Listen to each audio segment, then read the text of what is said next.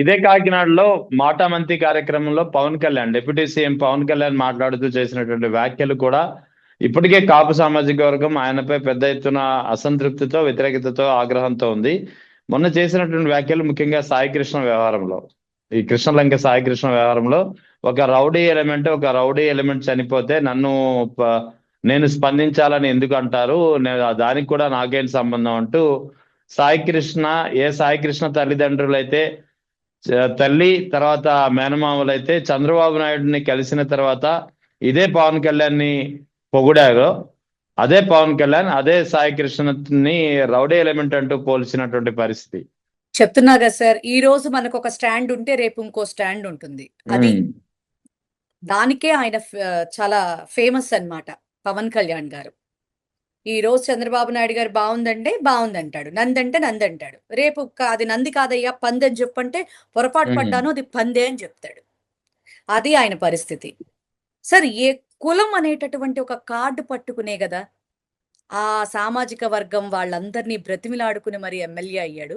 ఈ రోజు నాకు కులం ఆపాదించద్దు, అలాగే ఆ కుటుంబం బయటికి వచ్చి వాళ్ళ మేనమామ పెద్దమ్మ గారు కూడా మరి మేము ఏ పార్టీకి సంబంధించిన వాళ్ళం కాదు, మేము ప్యూర్ జనసేన, మాకు న్యాయం జరగడం లేదు, మా బిడ్డకి అన్యాయం జరిగింది, ఇట్లాంటి పరిస్థితి ఏ కుటుంబానికి జరగకూడదు అని చెప్పని వాళ్ళు తల్లతిడ్లిపోతుంటే వాళ్ళని ఓదార్చడానికి జగన్మోహన్ రెడ్డి గారు వచ్చిన తర్వాత కదా ప్రభుత్వం అంతా కదిలింది. అవును, ఆ తర్వాత కనీసం ఈయన ఒక్క మాటన్నా మాట్లాడా? ఈయనేమన్నా పైనుంచి దిగొచ్చాడా ఏంటి రాజకీయాల్లో? ఈయనేమన్నా దేవదూత? నాకు అర్థం కాలా.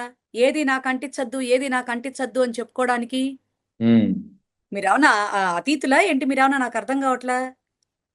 రాజ్యాంగబద్ధంగా నేను అందరికీ అని చాలా నిష్పక్షపాతంగా నేను ప్రతి ఒక్కరి కోసం నేను పనిచేస్తాను అని చెప్పని రాజ్యాంగబద్ధంగా నువ్వు ప్రామిస్ చేసావు కదా, ఓత్ తీసుకున్నావు కదా. అవును, ఈ రోజున మరి ఏం మాట్లాడుతున్నావు? నీకు నచ్చింది ఏదొస్తుంది మీద సినిమానే అనుకుంటున్నాడు సార్. అబ్సల్యూట్లీ ఆయన ఆన్ కెమెరా అని చెప్తున్నాడు. మీడియా సాక్షిగా అంటం కూడా రావట్లేదు ఆయనకి. మా తోలు తీస్తాట, తొక్క తీస్తాట, నార తీసేస్తాట. మరి ఈయన తీసిన నారే ఇందాక కూడా చెప్పాను సార్ ఒకళ్ళకి, మీరు తీసిన నారంతా కూడా ఓ పక్కన పెట్టుకోండి, మేము వచ్చి తాడల్లి చూపిస్తామని. ఏం మాటలు, ఏం లోకం సార్. ఒక విఘ్నతతో కూడినటువంటి పదజాలం లేకుండా, డిప్యూటీ సీఎం అన్న సోయ లేకుండా ఎలా పడితే అలాగ మాట్లాడుతూ ఏ కులం కార్డు పట్టుకుని ఎమ్మెల్యే అయ్యాడో ఇప్పుడు ఆ కులానికే ఒక కష్టం వస్తే నిలబడలేనటువంటి వ్యక్తి ఈ ఒక్క కులం అంటున్నా. సరే, ఇది కులం అంటున్నారు కదా సార్. మరి నెల రోజులు మే 9వ తారీఖున సాయి కృష్ణ ని అరెస్ట్ చేసి తీసుకెళ్లిపోతే 10 రోజుల క్రితం ఆ బాబు చచ్చిపోయాడన్న కన్ఫర్మేషన్ వచ్చిన తర్వాత 10 రోజుల నుంచి ఆ కుటుంబం గోలగోల చేస్తుంటే ఆ తర్వాత జగన్మోహన్ రెడ్డి గారు ఇక నేను రంగంలోకి దిక్కపోతే ఈ ఇష్యూ అసలు సాల్వ్ అయ్యేటట్లేదు అని అనుకుని ఆయన దిగిన తర్వాత కదా ఇదంతా కూడా వచ్చింది. ఇప్పుడు ఏ రకంగా మా మీద కులముద్ర వేస్తారు సార్? మాకు అర్థం కాదు. సరే, కులముద్ర ఓకే, మరి దళితుడు ఇంకొక బాబు చచ్చిపోయాడు కదా సిఐ నాగరాజు ఇదిలో, ఇంకో బాబు సాయి కార్తిక్ అనే బాబు చచ్చిపోయాడు కదా. మరి మరి అతనికి కులముద్ర ఏముంది? నువ్వు ఏ కులానికి ఉపయోగపడవు. సాక్షాత్ నీ పిఠాపురం నియోజకవర్గంలో దళితుల్ని వెలివేస్తుంటే వినోదం చూసావు. ఇది దారుణం కాదా? చెప్పండి.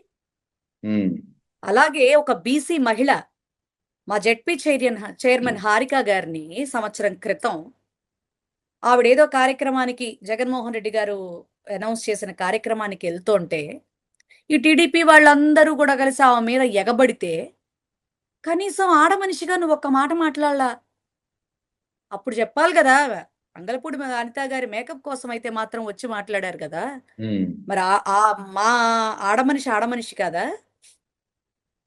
ఇప్పుడే నీతులు గుర్తొచ్చేస్తాయి సార్ వీళ్ళకి. సార్, నేను ఒక్క మాట చెప్తున్నా.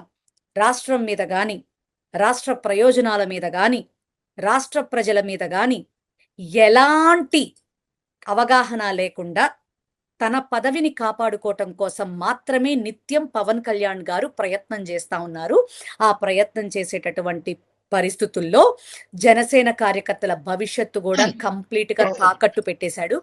మరి ఇంత జరుగుతున్నా కూడా మరి వేలెత్తి చూపిస్తున్న ప్రతి ఒక్క జనసేన నేతని కూడా బయటికి బొమ్మను తరివేసేస్తున్నాడు.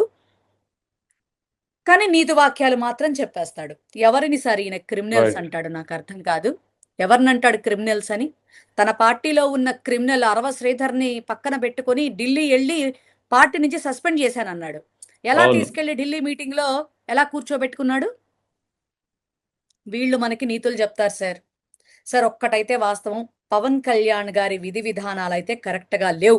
ఖచ్చితంగా దాసరి రాము గారు లాంటి వాళ్ళు, ముద్రగడ పద్మనాభ గారు లాంటి వాళ్ళు, వీళ్ళందరూ కూడా, అలాగే రీసెంట్ గా బయటకు వచ్చేసినటువంటి మన రజనీ గారు కావచ్చు, లలితశ్రీ అవును. గారు కావచ్చు, అంతకు ముందే స్టార్టింగ్ లో మా విజయవాడలో పోతిన మహేష్ గారు కావచ్చు, వీళ్ళందరూ కూడా జనసేన పార్టీ నుంచి బయటకు వచ్చేసిన వాళ్ళేనండి.